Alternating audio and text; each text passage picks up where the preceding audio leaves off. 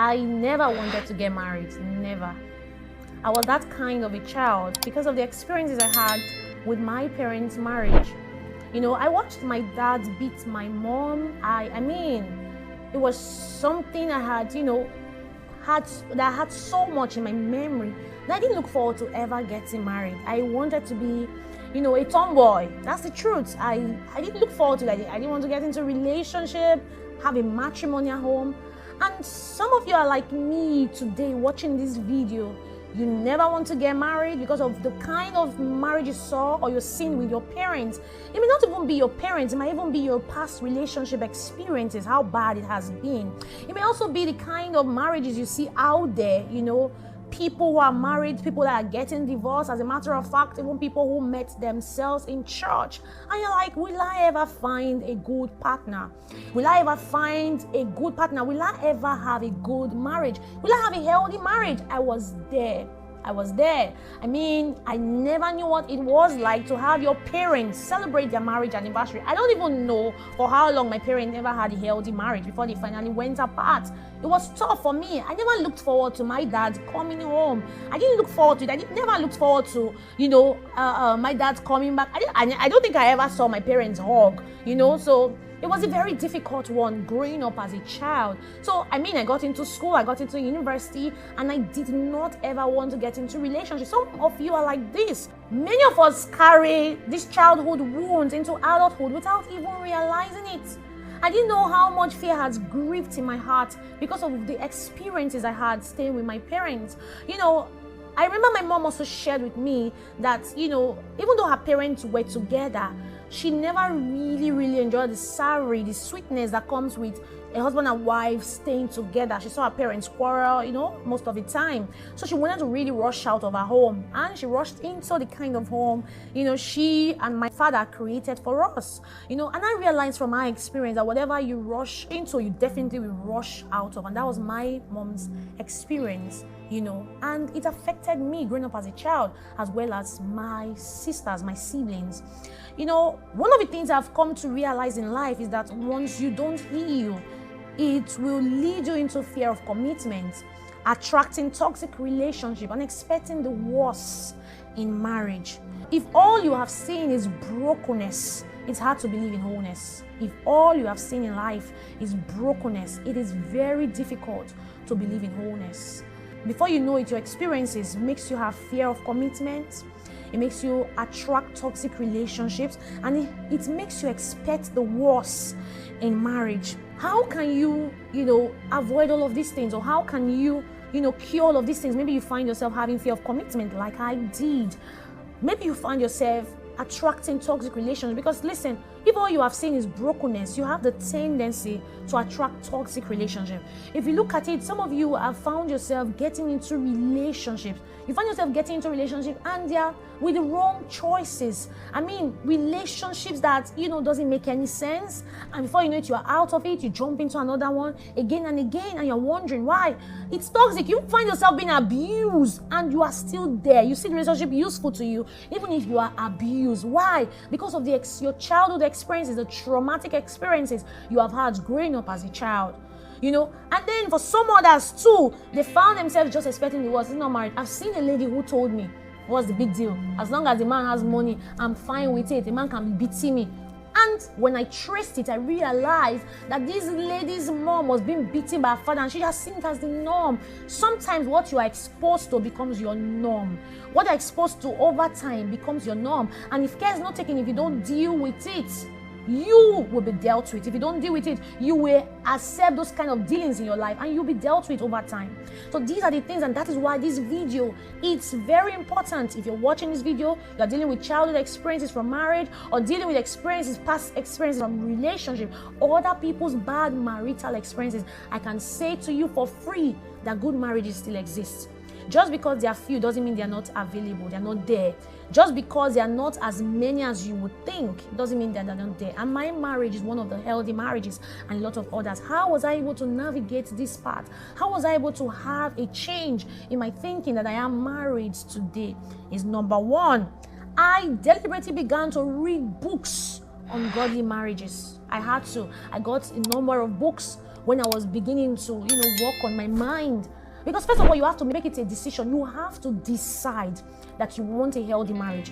You have to see that it is possible to have a healthy marriage. You have to see that it's possible to have a healthy relationship. It starts first from a decision. 2, it starts from you believing that these things are possible. I may not have had it in my past life or my past relationship experience or even your past marriage experience, but you can still have it. It's possible. As long as there is life and you believe in positivity, you can have a positive marriage. So I started by reading books on marriages, and I realized from books, authors who share their experience, I'm like, wow, a good marriage is very possible. A healthy marriage is possible. And I want to also put it out there that just because a marriage is good doesn't mean it's perfect.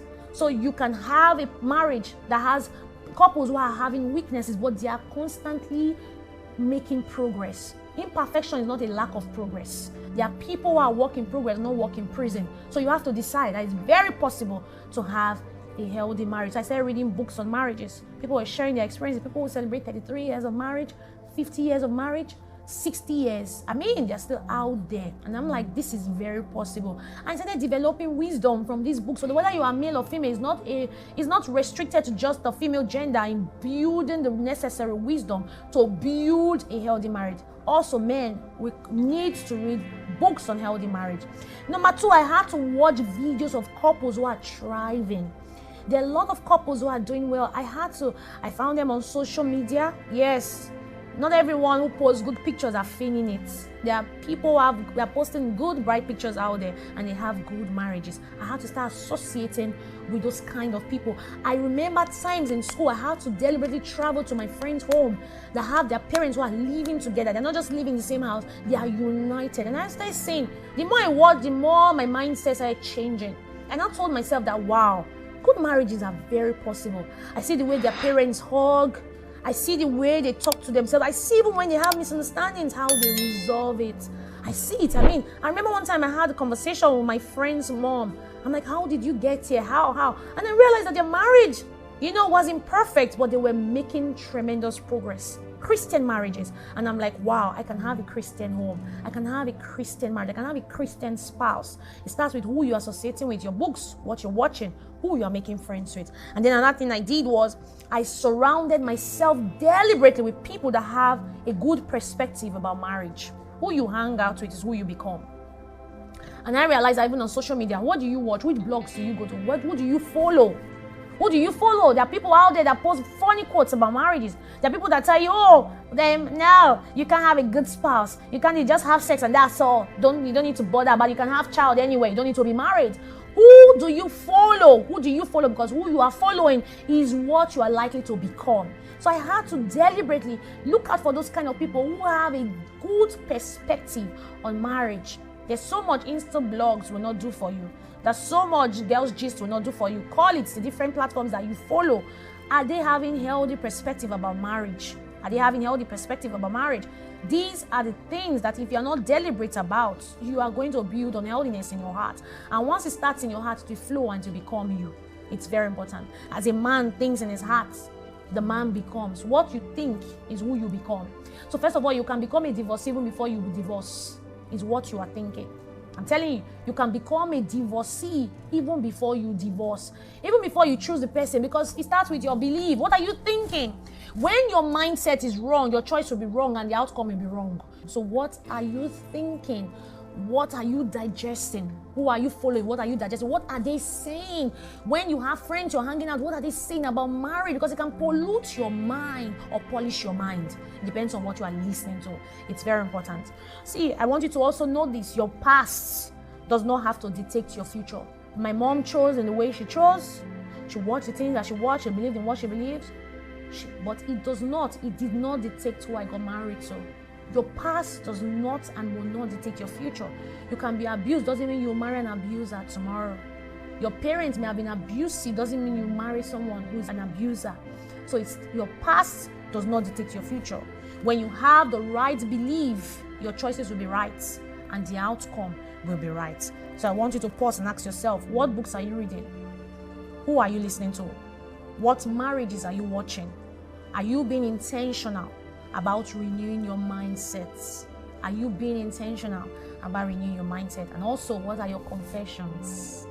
What are your confessions? What you confess, you manifest. So every time I will look at the mirror and say to myself, only you will have a healthy marriage. Only you will marry right. Even when I had a breakup, I've shared it many times. A guy broke up with me. It was text. It was SMS. He broke up and said he doesn't want the relationship anymore. Even with the breakup I experienced, it didn't make my confessions change. Don't allow your past make your confessions change. Your past is not your future. Your past is not the reality you want to see. So be real with your confession so that you can have a positive reality. Be real with positive confessions so that you can have a positive reality. It is your responsibility. God is already a responsible Father, but it is your responsibility to think well, to confess rightly, to watch the right things, to follow the right people. And at the end of the day, you make the right choice and you will have the right marriage. I pray for you that God will heal your hearts. I pray that your heart will be open to the healings in God that can only be found in God. If you are struggling, if you're saying, you don't understand, my experience was really bad, my relationship experience. So watching my parents, I'm scared, I don't